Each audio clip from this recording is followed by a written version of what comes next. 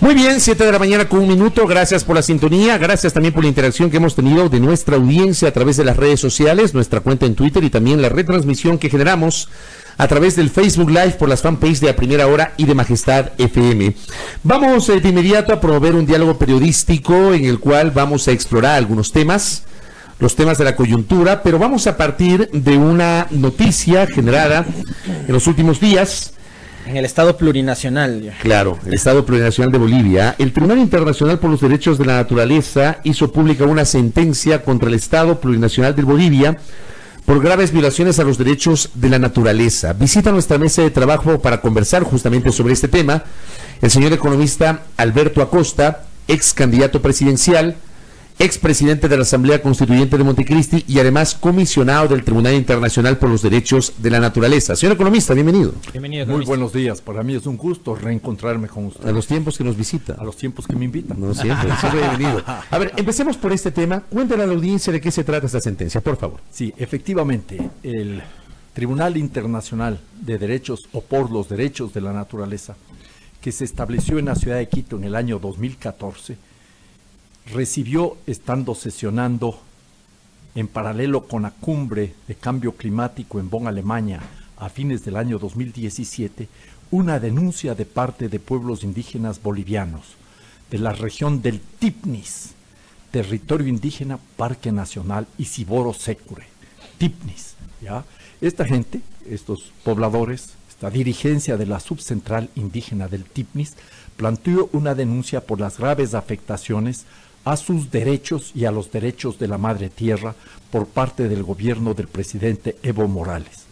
Esa denuncia fue aceptada en el tribunal y el tribunal envió una comisión, de la cual fui parte, fui su presidente, a Bolivia, al Estado Plurinacional de Bolivia, y visitamos incluso el Tipnis. Estuvimos en Trinidadcito, que es el corazón del Tipnis. Para que los oyentes y las oyentes puedan orientarse de qué estamos hablando, Bolivia es como 4 veces más grande que Ecuador, si no mucho más, ¿ya? Y en el centro de Bolivia, en el corazón de Bolivia, un país que no tiene salida al mar, está este territorio indígena Parque Nacional.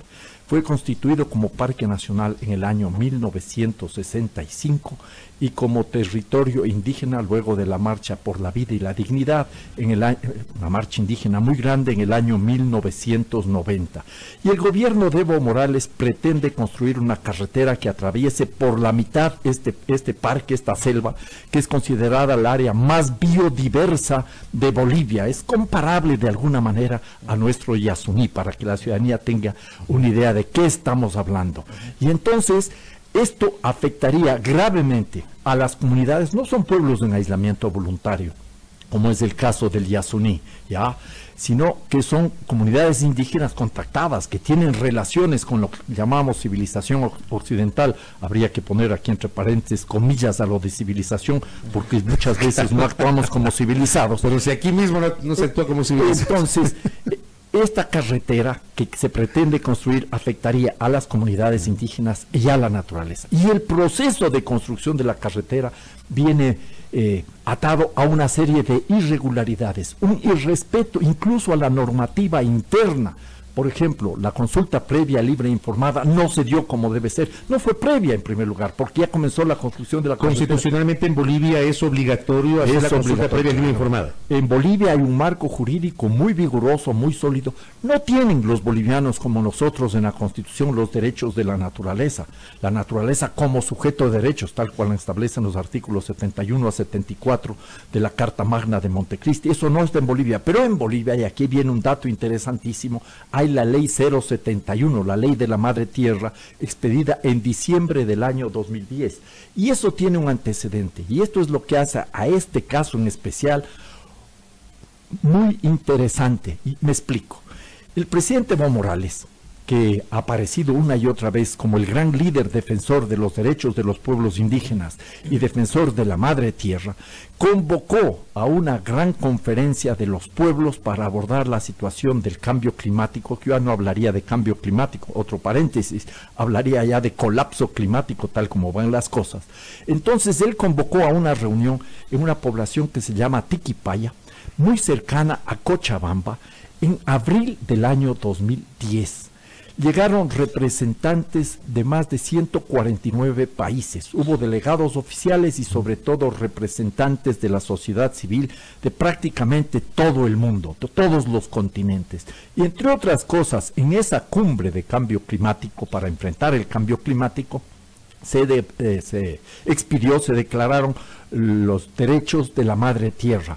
Se estableció la Declaración Universal de los Derechos de la Madre Tierra, que es la que sirve de base para la Ley 071 de Bolivia. O sea, que la Declaración Universal de Derechos de la Madre Tierra se transforma en la Ley 071, que garantiza una serie de derechos muy comparables a lo que está establecido en nuestra Constitución, a la Madre Tierra y a las comunidades indígenas. Entonces, en este contexto, las comunidades indígenas plantearon la denuncia, fue recogida esta denuncia, la comisión estuvo en Bolivia en agosto del año pasado y el tribunal con 26 jueces y juezas se pronunció sentenciando al gobierno de Bolivia con una serie de criterios que habría que analizar. ¿Debe haber algún tipo de demanda de las poblaciones aledañas al proyecto de infraestructura economista como para que el gobierno de Evo Morales haya decidido llevar adelante esto, ¿no? Bueno, no hay un pedido, porque realmente si la carretera quisiera atender a las comunidades del Tibnis, la carretera no debería ir por el corazón del Tibnis, bien podía ir por el lado derecho o al margen del Tibnis, porque de las 60 y pico de comunidades, creo que son 60, 62, rato no tengo el número exacto de comunidades que existen en esa región muy grande de más de 1.200.000 hectáreas, están al lado derecho hacia el occidente, hacia el oriente, y entonces si la carretera quería atender a estas personas debía ir allá, pero hay una clara intencionalidad, por un lado, de unir dos departamentos, al norte el departamento del Beni, al sur el departamento de Cochabamba, y de integrar esa zona para actividades petroleras. Hay 3 bloques petroleros concesionados. Quieren abrir esa zona para que continúe ampliándose la colonización. Y aquí otro dato interesante. Nos ubicamos en el centro de Bolivia, en este territorio enorme. En la parte sureste hay lo que se conoce como el Polígono 7, que es una zona que está fuera del territorio indígena, está dentro del Parque Nacional, que está dedicada a la colonización por parte de los cocaleros. Ahí se produce una gran cantidad de hoja de coca.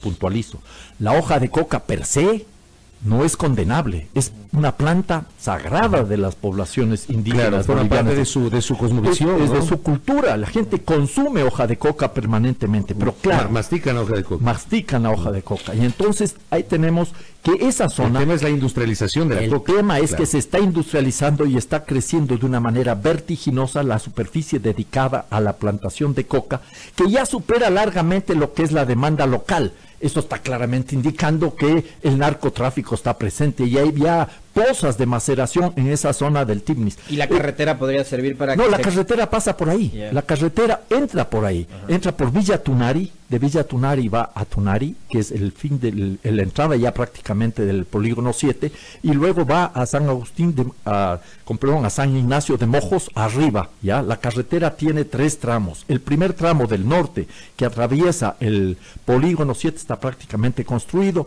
La parte norte, que es mucho más pequeña, ya también está construida, y lo que faltaría por construir es el segundo tramo. Los procesos de concesión, de construcción, están afectando la normativa boliviana, y eso es lo que explica una primera gran movilización que se da en Bolivia en el año 2011, que se conoce como la 8ª marcha del Tibnis. Las comunidades indígenas del Tibnis en el año 2011 avanzan hasta la hasta La Paz, ya en Bolivia, y son duramente reprimidas en Chaparina, que es un caso también de clara violación de derechos humanos. Y esas comunidades, a pesar de tantos problemas, luego de varios días de caminar, entran en La Paz. Fue una movilización masiva, como 1 millón de personas acompañó al final a esa movilización. No es que hay 1 millón de indígenas ahí, ni mucho menos, pero llegaron allá respaldados por la sociedad boliviana. El gobierno de Evo Morales recula, da marcha atrás, e incluso impulsa la expedición de una ley, la ley 180, que establece la intangibilidad del Tibnis. No se puede construir la carretera, dice el gobierno de Evo Morales, y parecería que las cosas quedan arregladas porque se vuelve a restablecer el estatus de territorio nacional territorio indígena Parque Nacional Tivnis. Pero poco después, al año siguiente, el gobierno de Evo Morales, que recupera el control de la situación, comienza a trabajar en una ley que sería la ley 222 para impulsar la consulta previa en esa región. Es una consulta que adolece de una serie de falencias. Pero está sobre la consulta. Una pseudo consulta. Primero, no es previa porque ya la carretera estaba en marcha. Segundo, no es libre porque a las comunidades indígenas se les trató de ganar con una serie de regalos de prebendas. Lo mismo que sucede aquí, es el caso de aquí de la nacionalidad guaraní, por ejemplo, ¿ya? Se les amenazó, se les dividió a las comunidades indígenas. Camionetas, regalos. Regalos o amenazas, o se les divide, a unas comunidades se acepta lo que dicen, a otras no. Igual que lo que sucedía acá con el gobierno de Correa, que dividía el movimiento indígena. Sucede lamentablemente igual en el gobierno, en el Estado Plurinacional de Bolivia, y no fue debidamente informada porque no se les comunicó a la gente todas las amenazas que tenían esta carretera, y años después el gobierno de Evo Morales deroga la ley 180, ¿no es cierto? La ley, en febrero del 2012 se aplicó la ley 222 y luego se deroga la ley 180 y se aprueba la ley 969 que autoriza la construcción de la carretera. Las comunidades indígenas han recurrido a todas las instancias estatales en Bolivia. Entiendo que recurrieron también a la Comisión Interamericana de Derechos Humanos, a la Corte Interamericana de Derechos Humanos. Pero en la Corte todavía no hay un pronunciamiento. No hay ningún pronunciamiento. Ahora, ¿el pronunciamiento de ese tribunal que usted integra tiene efecto vinculante? No tiene efecto vinculante. Es más bien declarativo. Es ético, ¿ya? Y esto es un tema importante. Hay mucha persona que dice, entonces, ¿para qué sirve? Eso no sirve para nada. No, al contrario, tiene un enorme valor, porque al no ser vinculante quiere decir que este tribunal no depende de nadie. Nosotros no dependemos de ningún gobierno, de ninguna organización no gubernamental, de ningún partido político. Somos personas que trabajamos voluntariamente, nadie gana un solo centavo como juez o jueza del tribunal, y lo que buscamos nosotros es defender desde la sociedad civil a la madre tierra. Un dato adicional: cuando el presidente Evo Morales convocó a esta gran cumbre por la madre tierra en abril del año 2010 en Tiquipaya, Cochabamba, Bolivia, ¿ya? Él planteó la necesidad de establecer un tribunal internacional para que exista la justicia climática, la justicia ambiental. Y entonces lo que nosotros estamos haciendo es, desde la sociedad civil, adelantar pasos para que se haga realidad este tribunal. Y en este contexto, el planteamiento del tribunal se sustenta en la sentencia del tribunal, porque no es un planteamiento, la sentencia del tribunal se sustenta en un trabajo muy minucioso y detallado. Nosotros hemos conseguido la información directamente en Bolivia a través de nuestra visita y de los datos que nos fueron suministrados por distintas personas y organizaciones. ¿Quién está financiando ese proyecto? Aquí financiamos nosotros. Bueno, pero digo, la construcción de la carretera es plata del Estado. Inicialmente era una construcción con empresa OAS de Brasil y con una empresa constructora brasileña, boliviana. Yeah. Parte de la carretera, como les digo, ya está construida en lo que tiene que ver desde el sur, desde Villa Tunari a Isinuta, y luego está la carretera construida desde Monte Grande a San Ignacio de Mojos, ¿ya? Anotaría un dato curioso: nosotros fuimos invitados por la subcentral indígena del Tivnis en Bonn, Alemania, cuando sesionaba este tribunal, y visitamos Trinidadcito y recibimos otra invitación del CONISUR, que es la organización indígena del Polígono 7, que es de la zona de los Cocaleros. Y el rato que tratamos de entrar, esto era en agosto del año pasado, tratamos de entrar, fuimos detenidos en el puente de Isinuta y secuestrados durante 6 horas por parte de los cocaleros. Esto además ayudó a que esta cuestión sea motivo de discusión en Bolivia, porque la gente está preocupada por la falta de coherencia de un gobernante que se presentó como el gran defensor de los derechos humanos, derechos colectivos, derechos indígenas, derechos de la madre tierra, y a la postre apareciendo como uno de los principales violadores. Claro, sí me ha llamado la atención, sobre todo por las características del gobierno de Bolivia.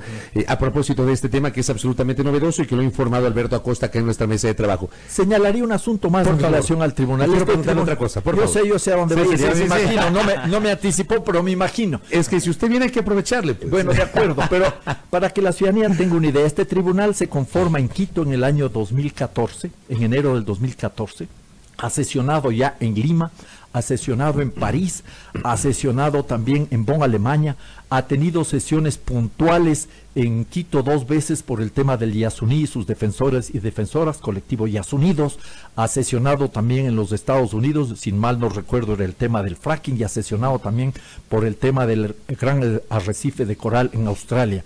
Este es un tribunal que surge con mucha fuerza y se inspira en lo que eran los tribunales Russell y actualmente el Tribunal Permanente de los Pueblos, con el cual estamos trabajando estrechamente y esperamos ya tener una serie de sesiones conjuntas. Inclusive estamos organizando un tribunal del capítulo Ecuador para abordar otras situaciones muy graves, como es, por ejemplo, el irrespeto a las decisiones judiciales. Estoy pensando en el caso de Sinangoe, estoy pensando en el caso de Río Blanco, el irrespeto a la consulta popular de Quimsacocha, el caso de Girón, y así también podemos pensar lo que no se quiere cumplir, el mandato ya de la jueza, la disposición, la sentencia de la jueza el día 26 de abril pasado en la ciudad del Puyo. Entonces también en Ecuador hay varios casos y situaciones que tienen que ser analizados, tal como se analizó ya antes la situación de los Yasuní. Claro, es una discusión que acá en el Ecuador es ineludible. Claro. Quiero aprovechar la presencia de Alberto Acosta. El viernes, Lenín Moreno cumple 2 años en el ejercicio del poder. Quiero pedirle a Alberto Acosta una breve evaluación de lo que han sido estos 2 años de Moreno al frente del Poder Ejecutivo.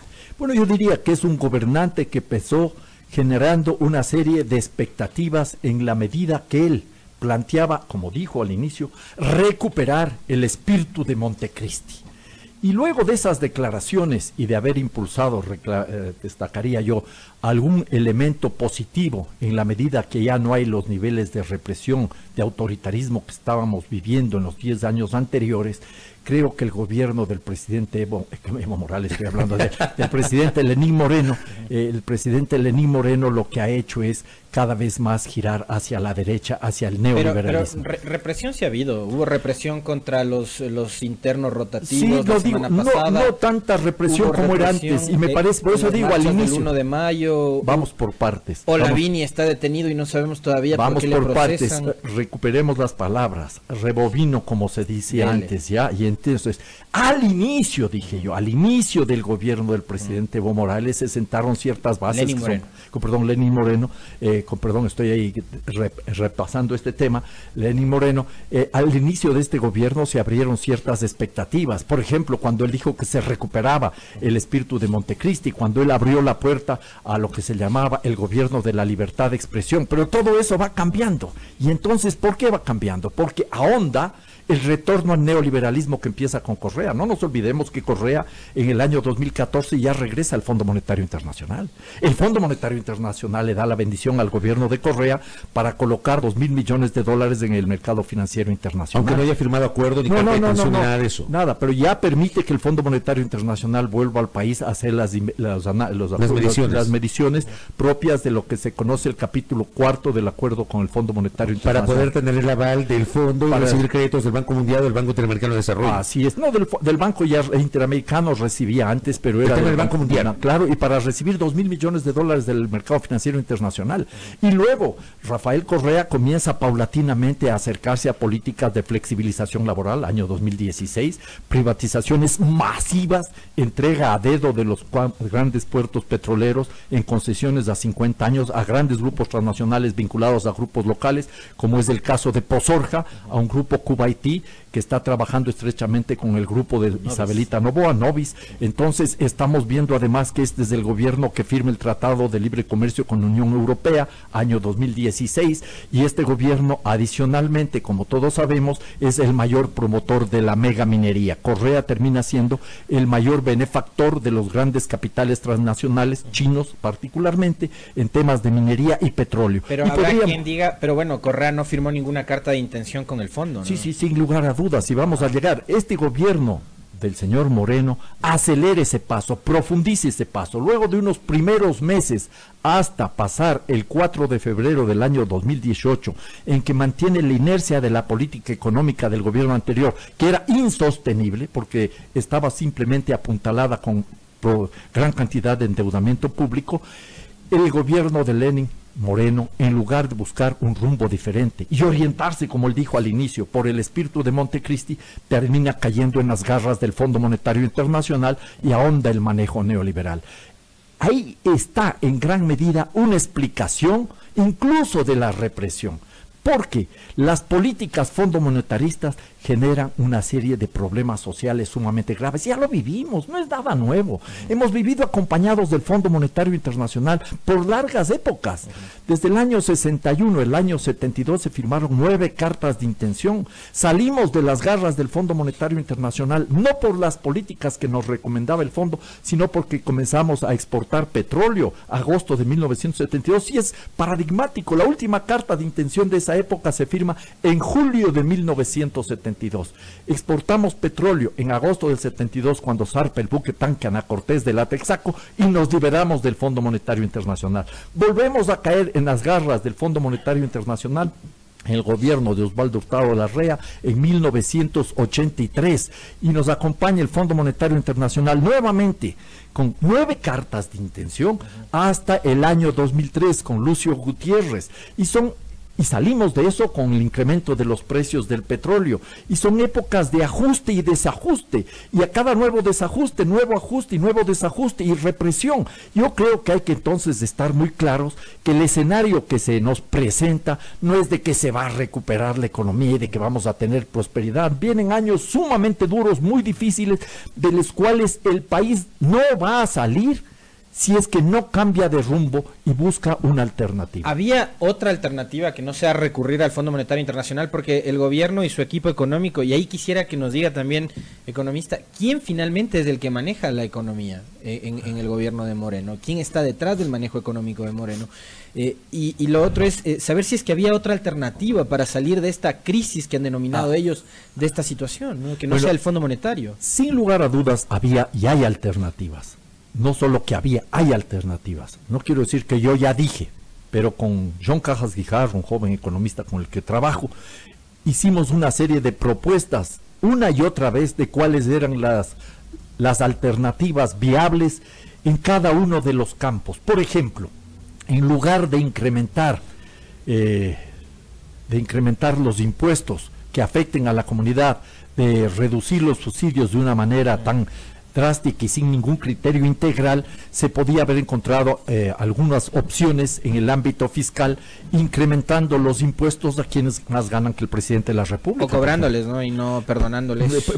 Eso lo hizo Correa ya en el 2015, lo vuelve a hacer Lenín Moreno, perdonándoles, condonándoles multas y deudas por miles de millones de dólares a los grandes grupos económicos, por ejemplo, introduciendo un impuesto especial a las ganancias extraordinarias. En este país dolarizado hay empresas que tienen utilidades sobre patrimonio neto que superan el 90% al año, 90% al año sobre patrimonio neto, o sea que recuperan su patrimonio en poco más de un año. Es una barbaridad. Esas son cosas que habría que hacer. En lugar de pensar en la flexibilización laboral, en esa línea que acabo de decir de ese impuesto especial a las ganancias extraordinarias, habría que hablar de la flexibilización del capital. Quien tiene ganancias extraordinarias tiene que hacer un aporte mayor a la sociedad ecuatoriana. Volvemos al concepto del impuesto a la renta. El que más tiene, más paga. El que menos tiene, menos paga o no paga. Y hay que incrementar, no solo puede ser un impuesto a las rentas hasta 35%. En otros países el impuesto a las rentas sube de manera progresiva. El que más paga puede pagar 40%. Saltar los empresarios. Que salten, pero tienen que hacer una contribución aquí, porque tienen que seguir golpeando a los sectores laborales, a los sectores populares. ¿Son esos sectores los que van a pagar las consecuencias del acuerdo con el fondo? Sin lugar a dudas. Somos. No, los sectores medios y los sectores populares son los que normalmente cargan con el peso de la crisis, no los sectores más acomodados. ¿Ya? Y entonces ahí también se debería trabajar, por ejemplo, en romper las estructuras oligopólicas existentes en nuestro mercado. Un par de cifras. 2 empresas controlan el 76% del mercado de los productos de higiene personal.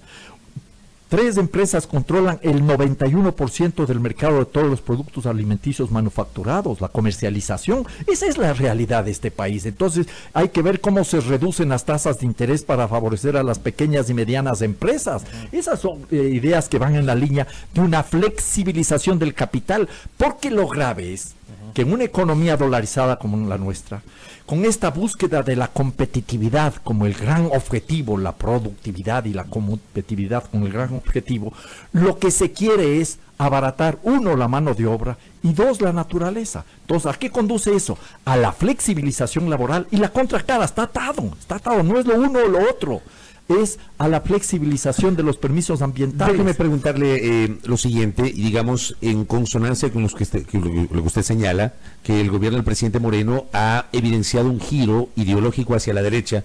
¿Eso significa que el gobierno del presidente Moreno o el presidente Moreno ha incumplido o está cumpliendo con el plan de gobierno con el cual ganó las elecciones el 2 de abril de 2017? Bueno, aquí es un tema que habría que discutir. ¿En qué puntos regresó a la derecha y en qué puntos ya no está en la derecha? Yo creo que a pesar de que hay que rechazar esta represión a los internos, a pesar de que hay que repasar estas violaciones a derechos humanos, el caso de Olavine, la expulsión de Assange, yo sé que a mucha gente eso le parece que está bien, estuvo muy mal porque es una afectación de derechos sumamente grave. Yo sí creo que todavía tenemos un ambiente de más tranquilidad y más libertad que lo que vivíamos en la época de Correa. Yo estoy pensando en lo siguiente, un caso muy concreto. ¿Qué habría sucedido con la jueza de la ciudad del Puyo si se pronunciaba en contra del Estado, en el caso de la nacionalidad guaraní? El día viernes 26 de abril se pronunció ella en contra del Estado porque estaba fallando de acuerdo a derecho. Era indudable que apegado a derecho había que emitir esa sentencia en contra del Estado.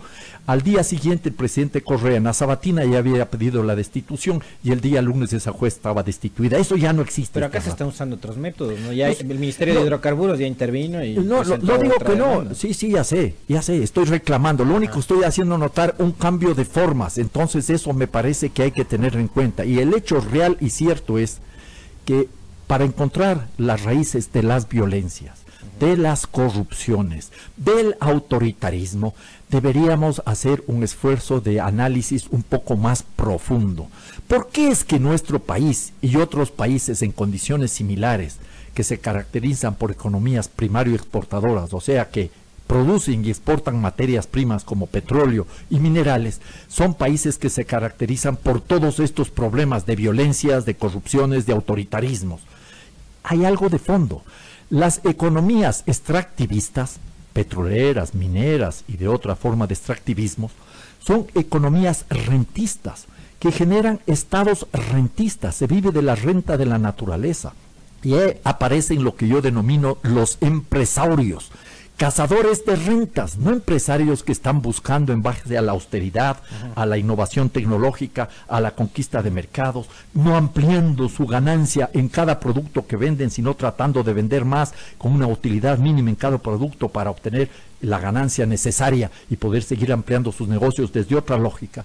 Estos empresarios generan unas lógicas rentistas y las sociedades se vuelven clientelares. Y el tema es que esos empresarios también copan los espacios políticos. Vamos a hablar de eso. Nos gobernaron antes de Correa, nos gobernaron con Correa y nos siguen ahora. Con una diferencia, pero yo terminaría la idea.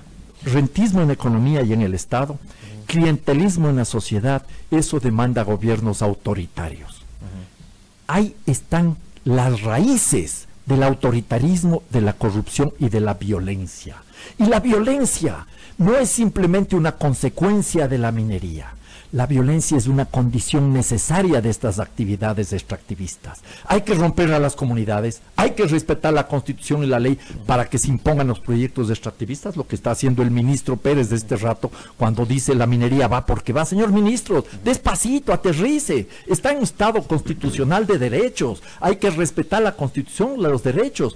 En la Constitución se establecen diversas formas de consulta popular, consulta prelegislativa, consulta previa, libre, informada, hay que respetar las normas, y si la gente no quiere minería, pues no hay minería. Simplemente, si el ministro dice la minería va porque va, pues la respuesta es clara, la resistencia va porque va en el marco de la Constitución y la ley. ¿Usted le va a hacer resistencia y oposición si es necesario al gobierno de Moreno? Estoy haciendo la resistencia y la oposición desde el primer día a este gobierno, que yo no creo que está sintonizado ni con el espíritu constitucional de Montecristi, que dijo que iba a rescatar, ni con los intereses del pueblo ecuatoriano. Aquí anotaría un asunto. La pregunta es válida. Antes de Correa, los principales beneficiarios del manejo económico en las épocas de bonanza y en la época de crisis fueron los grandes grupos económicos. Lo mismo, exactamente igual sucedió con Correa, pero había una diferencia. Con Correa aparecían en el gabinete tecnócratas. En el gobierno de Moreno ya se les cayó la careta, están directamente los representantes de las grandes cámaras de la producción. La banca, que ganó con Correa como nunca, sigue ganando aún más ahora en plena crisis con Moreno. Esas son las realidades de este país, porque lamentablemente no hubo ni transformación de la matriz productiva, ni cambio de la lógica de acumulación de capital. El discurso de revolución y socialismo fue una verdadera estafa, carente de contenido práctico. Y esos son elementos que nosotros, quienes creemos que este país tiene que cambiar de una manera democrática, recuperando el espíritu de personas como Julio César Trujillo, a quien siempre le recordaré con mucho cariño y con mucho respeto, tenemos que hacer un esfuerzo para sintonizarnos con los derechos de los excluidos de este modelo económico. ¿Y usted, economista, coincide quizás con la visión de otros analistas en materia económica de que con este modelo y digamos dando paso, por ejemplo, a la eliminación de impuestos como el de la salida de divisas, la dolarización, el sistema de dolarización podría correr peligro en el Ecuador? No, yo no creo que es por ahí el problema. La dolarización en sí es un modelo, un esquema monetario cambiario muy rígido que cualquier rato nos va a expulsar. No es cuestión de voluntad ecuatoriana, ¿ya? Porque si queremos sostener la dolarización, lo que tendríamos que hacer es incrementar la explotación de la mano de obra y la explotación de la naturaleza. Y eso va a ser insostenible, porque la gente va a protestar, la sociedad va a protestar. Este esquema que está planteando el Fondo Monetario Internacional es en extremo recesivo. Quieren reducir, a como dé lugar, el tamaño del Estado, aduciendo que ahí está el problema. El problema no es del tamaño, es de la calidad de las decisiones del Estado, ¿ya? Y entonces, ¿qué va a provocar? ¿Y qué está provocando este? Ya desde el año 2015 venimos viendo cómo la economía ecuatoriana decrece lentamente porque hay una reducción de la inversión pública. Y a menor inversión pública va a haber también menor actividad económica. Y menos empleo, ¿no? Y menos empleo. Va a haber un tremendo desempleo, ya estamos viviendo. Entonces daría imagen de que la crisis es provocada. Bueno, hay crisis porque la mesa no estaba servida hace 2 años, la situación era muy compleja. Teníamos la fachada del edificio brillante, bien pintada, y por atrás del edificio cayéndose en pedazos porque no hubo transformación de la matriz productiva, no hubo cambio de la modalidad de acumulación, no hubo una afectación a las raíces mismas de esta economía que genera crisis y problemas profundos. Ya he mencionado algunos casos en lo económico, en lo social, en lo político, y adicionalmente con este gobierno lo que se ha hecho es profundizar la crisis con las políticas de fondo monetaristas que comenzaron a ser aplicadas cada vez más profundamente. Ya empezaron Correa, pero se ahondan estas políticas con el gobierno de Moreno. Por ejemplo, ese código de la producción ya es en esencia, ya prefigura una carta de intención con el Fondo Monetario. Ese código fue aprobado en el periodo anterior. El año 2018. En el gobierno. La ley de fomento productivo. Sí, la ley de fomento. Pero el código de la producción fue aprobado en el tiempo de Correa. Pues. De acuerdo. La ley de fomento productivo. Pero son, la de la remisión, dice usted. Sí, la de la remisión. Pero claro, esa ley de fomento productivo ya tiene la esencia de la carta de intención. Ya prefigura una carta de intención. Claro, ya se habla de la progresividad de eliminación del ISD. Yo le citaba eso. Usted hablaba de los oligopolios que hoy manejan la economía, sectores claves de la economía de nuestro país. Digo, pero ellos, o el banquero candidato, el eterno banquero candidato, si le eliminan el ISD, terminas llevándose toda la plata a Panamá, pues. Bueno, el ISD yo creo que es una suerte de barrera de última instancia que impide la salida de las divisas, o frena un poco la salida de las divisas, pero creer que esa es la fórmula para proteger la dolarización es un error. ¿Sabe cuál es el problema de la dolarización? Con eso cierro. Que creemos que el objetivo es sostener la dolarización. Si la dolarización es una herramienta, no se puede tener una simple herramienta de política monetaria y cambiaria rígida, menos aún una rígida, como el gran objetivo nacional. Y ese es uno de los temas claves. A donde yo sí quisiera hacer hincapié para despedirme es el hecho de que sí hay alternativas. La propuesta fondo monetarista va a generar una tremenda recesión, un impacto social muy grave y una respuesta política muy fuerte. Y eso va a generar nuevos desajustes. Ya hemos vivido eso. ¿Por qué tenemos que reeditar una vez más esta situación? Como decía un tocayo mío, un tal Alberto Einstein, ¿ya? Hacer siempre más de lo mismo y esperar que las cosas mejoren es propio de estúpido. Le voy a plantear una última inquietud rapidito, economista, porque esto es algo que nos llegó hace minutos nada más de parte del equipo de comunicación del Ministerio de Finanzas. Un documento que ya está circulando en redes sociales. El Ecuador es aceptado como miembro del Centro de Desarrollo de la Organización para la Cooperación y Desarrollo Económico. Este documento lo ha suscrito ya el ministro Richard Martínez en París. ¿Qué gana el Ecuador? Para la OSD. Ajá. ¿Qué implica? ¿Qué gana el Ecuador? Porque lo presentan como la gran noticia. Sentarnos, vamos a decirlo muy claro, que el ministro de Finanzas y eventualmente el presidente de la República se sienten en un club de ricos, cuando el resto de la población en su mayoría son pobres. Esa es una tragedia para el país. Buscar ese tipo de reconocimientos en lugar de impulsar soluciones estructurales para cambiar desde abajo, con participación, con empleo, con producción, con recuperación del mercado interno, me parece que es una verdadera tomadura del pelo.